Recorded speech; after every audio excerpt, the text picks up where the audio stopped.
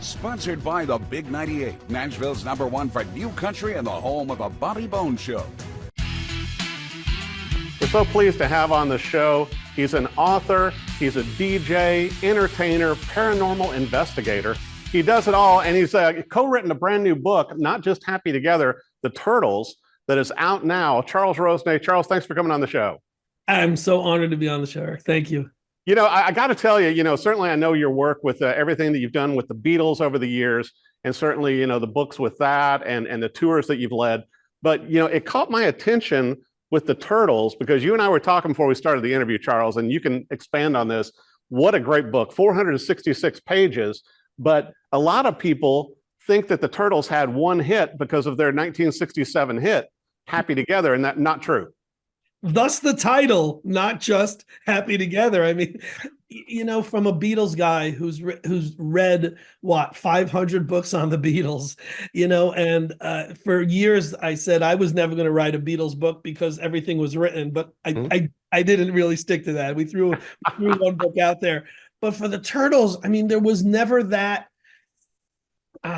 compendium. There was never that anthology. There was never that book which did a deep dive into all their recordings and showed that they were so much more than, oh my gosh, Happy Together, forget about it. It's the part of our DNA, right? Right.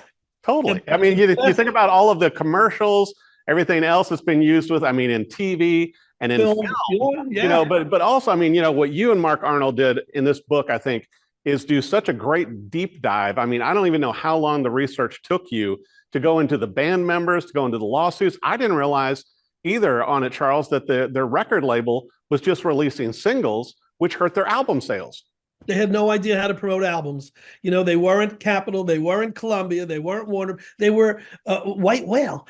And they were great. They put out a single in the region and it would be a hit and they would just work that single like crazy. And that's why, the people who do know the Turtles and don't know them deeply know Happy Together and know maybe She'd Rather Be With Me, You Baby, It Ain't Me, Babe. You can rattle off Eleanor, You Showed Me, you can rattle off a dozen songs. But when you look at that catalog, it's, oh my God, it's hit after hit. When I was doing the research, and it took a few years, I learned so many songs that I didn't know of the Turtles. Obviously, there was such a great catalog, and I'd be playing stuff at night, and the kids would go, "Oh, Dad, that song's great. Who is it?" The Turtles. Next night, who's that? I go, the Turtles. I go, wow, it doesn't sound like. And then by the end of the period, they were like, that's the Turtles too. They were so amazed, and as was I, at the depth, at the variety. They could do a song that would sound like the Beach Boys, another song would sound like the Beatles, and then another song was the Raspberries. It was like, wait, you sure Eric Carmen didn't record this? Well, and you guys, you and Mark both did such a great job on this too, Charles, to where making the comparisons to where they could have been the Monkees or the Beatles, because to me, and remembering seeing them on the Smothers Brothers show, and certainly they were on Ed Sullivan and Shindig and all these other TV shows from 63, to like 69. They were huge, but then, they just kind of faded off into obscurity and they never got that full, wave of popularity like Monkees and the Beatles did. Well, I contend that they didn't fade away to obscurity, but they faded away from the public conscious because they were still recording and still doing background vocals for Springsteen, T-Rex, on and on and on. What I do think, though, is you did a great comparison when you mentioned the Beatles and the Monkees, and maybe even Paul Revere and the Raiders. I'll tell you why.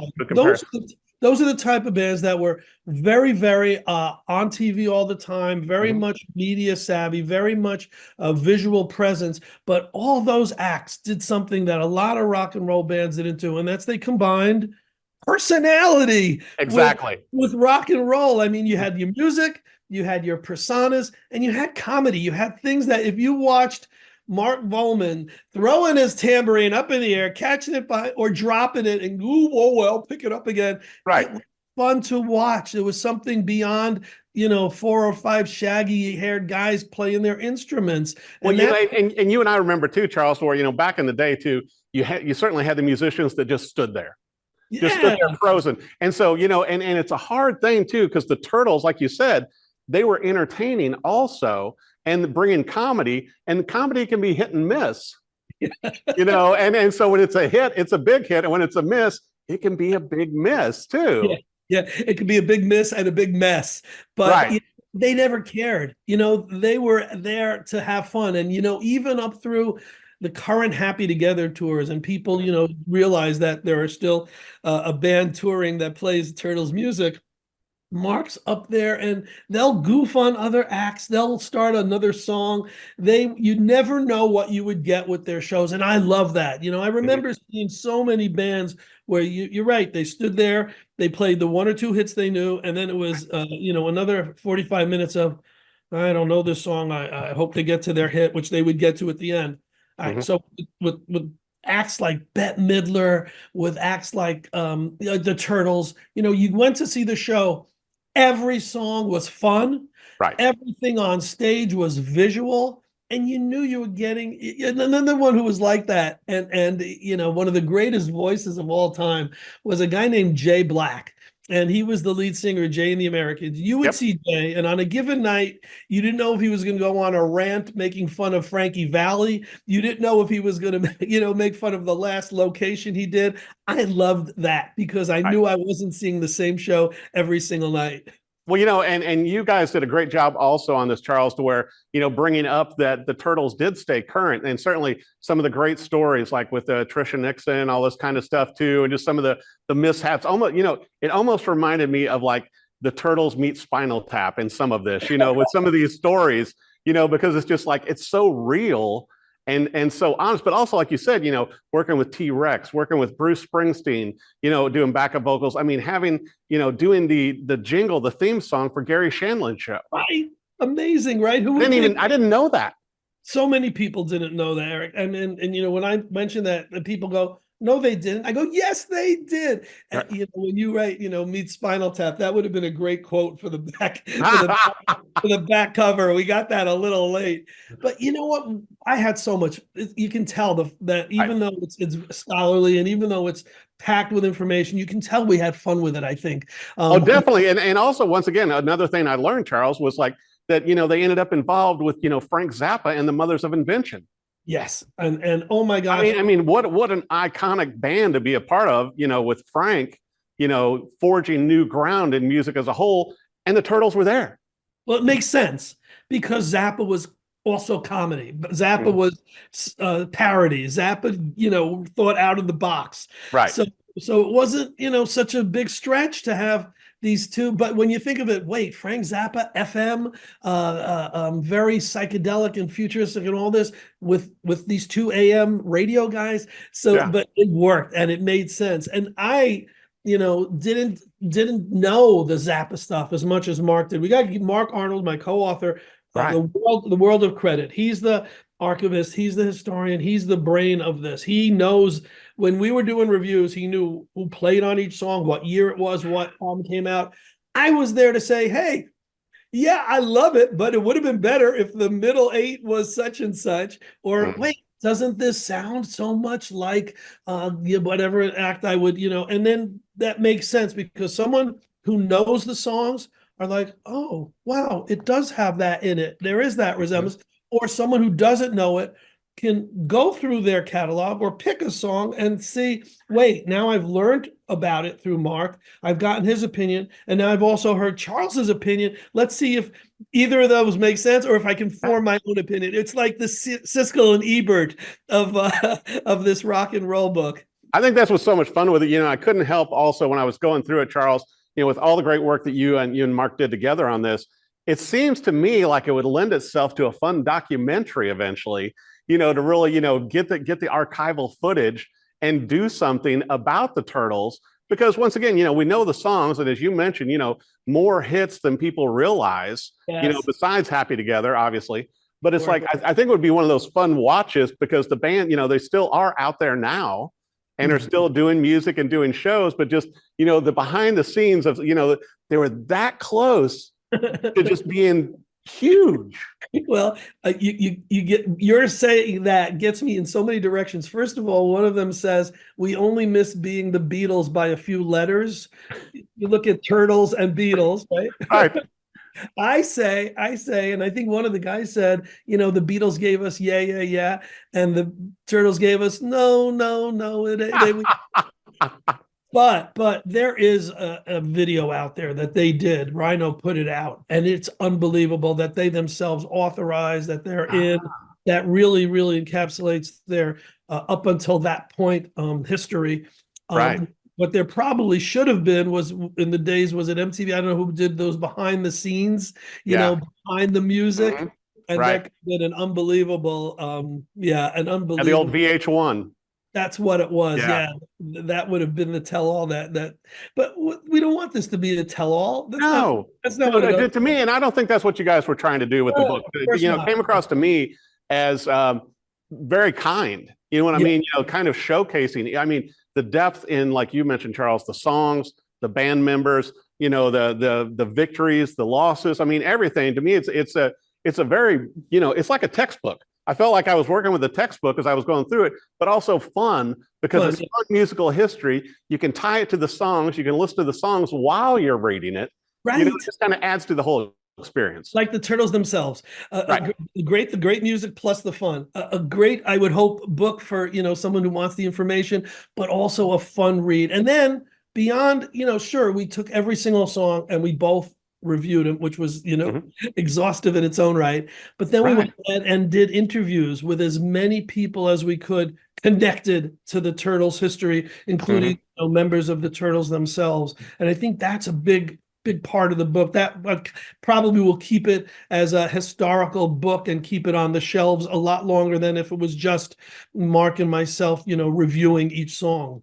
Well, and I've got to ask you too, Charles, obviously, your Beatles book has been so popular. And I know during COVID, some of the things that you have been known for as the Beatles aficionado that you are, I think even, aren't you on the wall at the Cavern or something? Don't you have, I mean, you're like the fifth Beatle. Essentially, I mean, but are you looking at doing another book also down the road on the Beatles or something? What are your plans for the coming year? You mentioned the Beatles book, which is the book of top 10 Beatles lists. Right. And when I said earlier, I thought every book had been done. Well, there wasn't. Nobody approached 64 celebrities and got them to give me top 10 lists, which is what's the fun of that book. Mark and I are actually combining forces on a new book that's going to be out hopefully before Christmas, and it's a Monkees book, and it's really how great. Different than anything else that's out there, and that's kind of what I look for. Is not to repeat stuff. When I put out my very first book, it was a horror book, and the Beatles book, believe it or not, is like a companion to it. It's the book of top 10 horror lists. Wow. Celebrities gave me their horror list. So I'm all over the place. You're right. But thank you for mentioning it. I'm in the Beatle Week Cavern Club something Hall of Fame, which is kind of a big deal, Charles. Great honor. But I've been bringing fans from America and Canada to England for 41 years.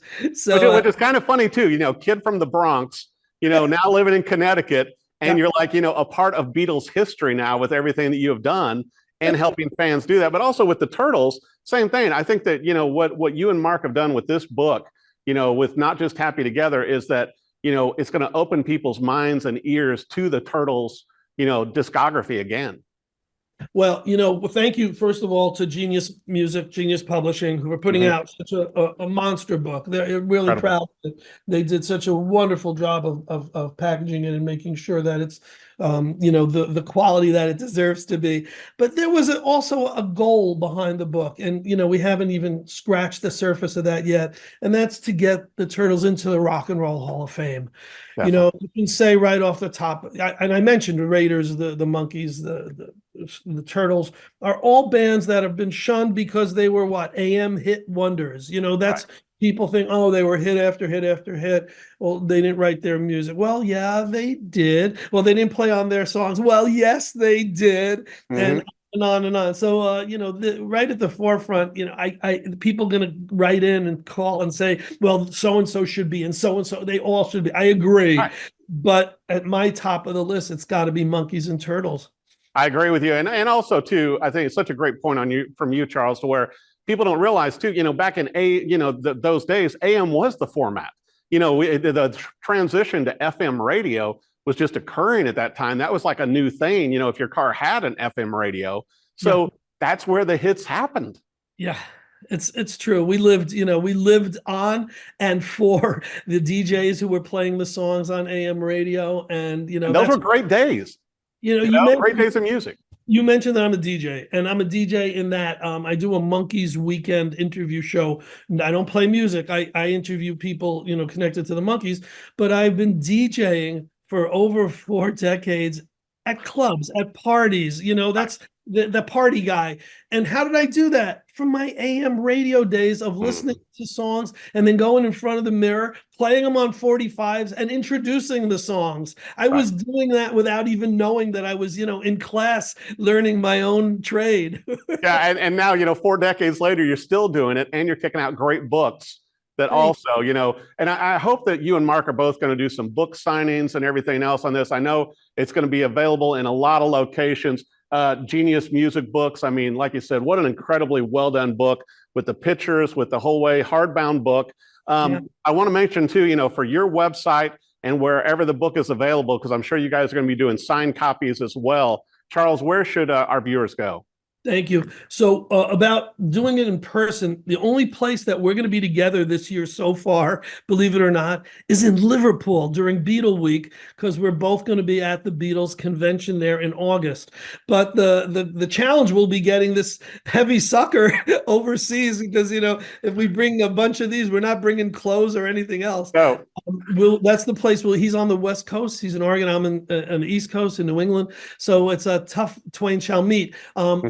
Our hope is that if that amazing goal of the Rock and Roll Hall of Fame ever happens, we would want to do a signing in Cleveland together at their, bookstore at the Rock and Roll Hall of Fame. So that's kind of the dream for this particular book. And hopefully our friend George Dassinger, who's working on our PR for that, will make that happen. The book is all over Amazon. That's the easiest way, and probably the most reasonable way. If they want a signed copy, the website it's so complicated. www.notjusthappytogether.com. It's the title, people, it's got those 2 titles. All books now have, 2 titles. Multiple levels. Yeah. But also I wanted to make mention too, Charles, for everything that you have going, your website also for people to, for your past books and upcoming things you have going. What's your website also, Charles? Well, Eric, it's so embarrassing because I don't have one. Each thing has its own website. Oh, my God. If they want to go on the Beatles tours, it's liverpooltours.com. Okay. If they want the Beatle book, it's, take off the book of top 10, the number 10, BeatlesLists.com. But if they go to any one of them and ask for anything else, they're all interconnected. But I don't have that CharlesRosenayAuthor.com or one of those. I think, as big as this is getting, Charles, I think you got to do it. Yeah. And also a big thing with the cavern also showing, that's like Sir Charles Rosenay. You know what I mean? I think you have to have that on there as well, right? Well, I have this amazing picture of the Lord Mayor giving me a plaque, and I'm pronounced to be the official ambassador to Liverpool for all the thousands of fans I've brought there through the years. Amazing. But it's more rewarding when the fans come back, when the people have taken the tour. And I go, Charles, this was the best time of my life. I never thought I would make it over to London and Liverpool and see Abbey Road and Penny Lane and Strawberry Fields and on and on and on. So that's the pleasure of that, not the award. So it sits on the mantelpiece. It's not that big of a deal, but the friendships that come through the years, getting to meet Mark Volman, getting to interview Howard Kalin. I don't think he's done an interview since a friend of mine, Plastic EP, and myself interviewed him for this book. Wow. Those are the things that I'm really proud of, having met Paul McCartney, being friends with Pete Best, the relationships through the years. That's the plus. I'm sure that so many people who you interview, you stay friends with, and the thing is too, you're bringing the backstory. I think that's what you do so well, Charles, and you and Mark both did on this book is, not just the song that we all enjoy, great music, great songs, great bands, but give me the backstory. Let me know more. And that's what you guys did with this. I think it's going to be a hit. I think it's going to help the Turtles get into the Rock and Roll Hall of Fame. And maybe you'll do the same with the Monkees with the next book. But I want to make sure for our viewers get your own copy. Not just Happy Together, the Turtles from A to Z, AM radio to Zappa, Mark Arnold and Charles Rosenay. What a great book, Charles. Congratulations. Thank you for coming on the show.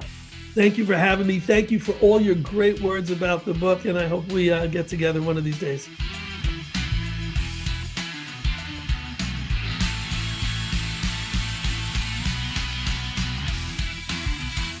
Sponsored by the Big 98, Nashville's #1 for new country and the home of the Bobby Bones Show.